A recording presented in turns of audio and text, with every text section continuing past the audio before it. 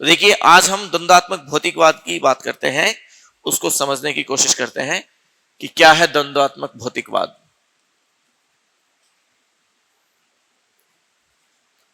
English में क्या कहेंगे?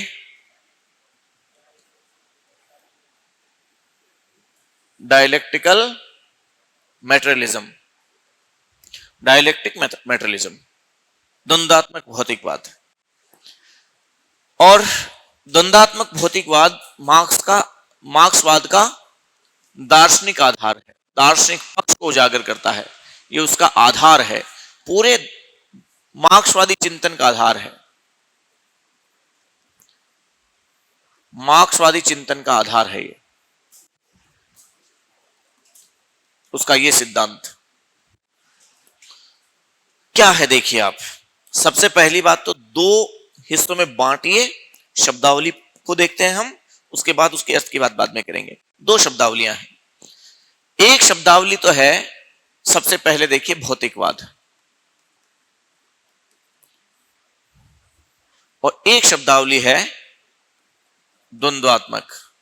मैंने इसको पहले भौतिकवाद को इसलिए लिखा है क्योंकि ये कंटेंट है, विषय वस्तु है, और ये मेथड है, पद्धति है, तरीका है।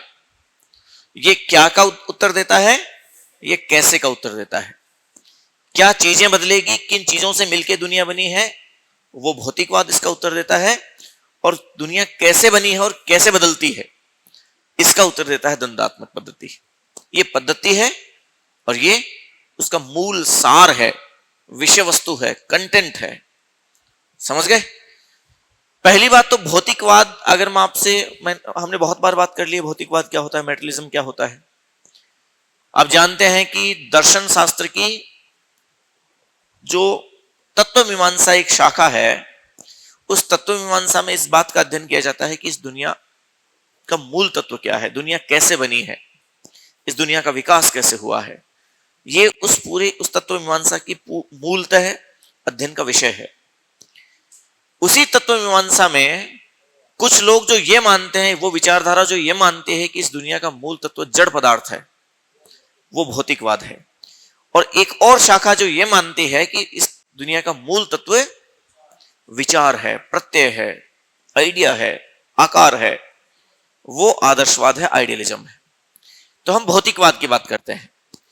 भौतिकवाद का मतलब मार्क्स ये मानता है कि इस दुनिया का मूल तत्व क्या है, किसी भी वस्तु का निर्माण, किसी भी चीज का निर्माण, किसी भी विचार का भी निर्माण, किसी बात का निर्माण, हमारी इमोशंस का निर्माण, किसी भी इस दुनिया में किसी भी चीज का निर्माण, उसका मूल तत्व क्या है? जड़ पदार्थ है। उसका मूल तत्व जड़ पदार्थ है। यह सृष्टि का मूल है, किसी वस्तु का मूल है। तो भौतिकवादी विचारधारा, और ऐसी ही विचारधारा पहले मार्क्स से पहले कौन से विचारक ने दी थी? हॉब्स ने दी थी।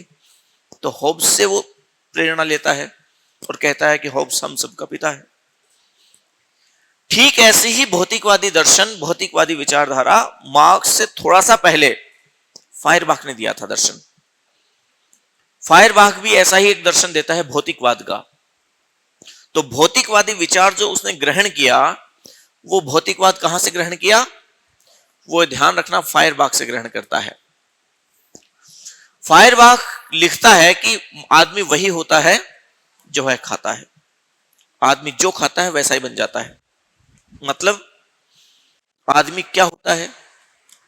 आदमी वही तो होता है कि उसका एग्जिस्टेंस क्या है, उसका अस्तित्व क्या है, वो कैसा सोचता है, कैसे रहता है, वही तो आदमी है। अब वो कैसे सोचेगा, कैसे काम करेगा, कैसे कुछ करेगा, वो कह रहा है जैसा वो खाता है। और खाने का मतलब क्या खाता है? विचार खाता है कि वस्तु खाता है? कोई व्यक्ति किसी वस्तु को खाता है कि विचार को खाता है? वस्तु को खाता है। जो भोजन खाता है, भोजन जड़ पदार्थ है कि विचार है? जड़ पदार्थ है ना। तो मतलब भोजन को हम भौतिक माने कि आध्यात्मिक माने? भौतिक होती है। भोजन तो भौतिक वस्तु है ना, रोटी जो भी चीजें खाते हैं हम, भौतिक वस्तु है। इसका मतलब जो भौतिक वस्तु हम खाते हैं, मतलब जैसा आदमी भौतिक चीज खा रहा है वैसा ही वो सोचेगा, उसके विचार, उसका जीवन स्तर, उसकी मानसिकता, उसकी बौद्धिकता वैसी ही होती है। इसका मतलब है कि उसकी बौद्धिकता तो आती है बाद में, उसकी बौद्धिकता को बनाने में मूल भूमिका किसकी है? भौतिक तत्व की। समझ गए आप? इसका मतलब भौतिक तत्व है वो मूल है, भौतिक तत्व है, जो जड़ पदार्थ है वो बेसिक है। जो विचारों की उत्पत्ति हुई वो उसी भौतिक तत्व से हुई है, जड़ पदार्थ से हुई है। इसका मतलब जो बौद्धिकता है, मानसिकता है, विचार है, प्रत्यय है, आदर्श है, ये सब चीजें कहां से उपजे? भौतिक तत्व से उपजे, जड़ पदार्थ से उपजे। भौतिकवाद यही तो है जो मानता है कि समस्त चीजों का मूल जड़ पदार्थ है, वो यही तो मानता है। फायरबाख भी यही मानता है, वो कहता है कि जड़ पदार्थ ही सबसे मूल है।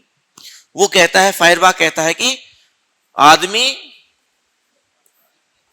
जो खा वैसा ही होता है जैसा वह खाता है।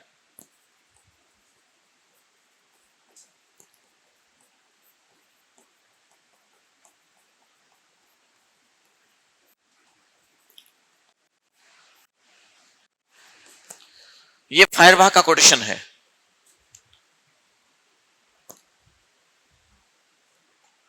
कि आदमी वैसा ही होता है जैसा वह खाता है। खाता है का मतलब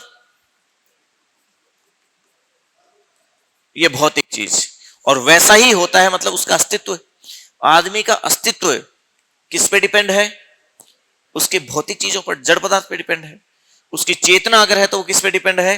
उसके भौतिक तत्वों पे डिपेंड है। यही तो है। तो जहां हीगल एक बात कहता है कि आदमी का सामाजिक अस्तित्व उसकी चेतना पर निर्भर करता है, आदमी की जो सोचने की शक्ति है ना, उस पर निर्भर है उसका सामाजिक अस्तित्व है।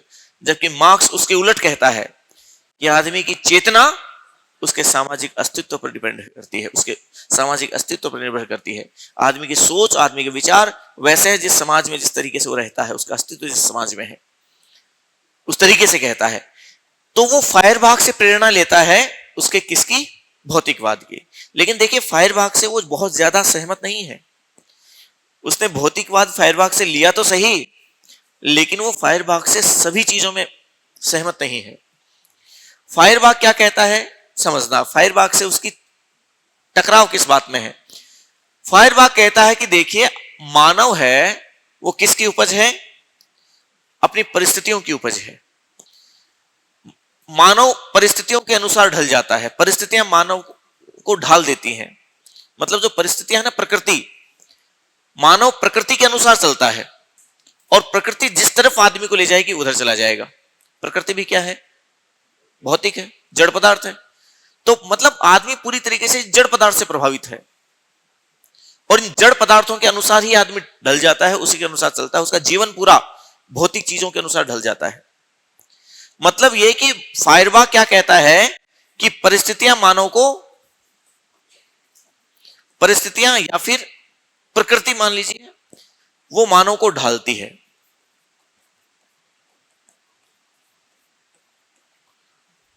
मानव वैसे ही ढल जाता है जैसे कि परिस्थितियां उसे ढाल देती है। मतलब जो भौतिक पदार्थ है, भौतिक चीजें हैं, वो मानव के पूरे जीवन का निर्धारण करती है।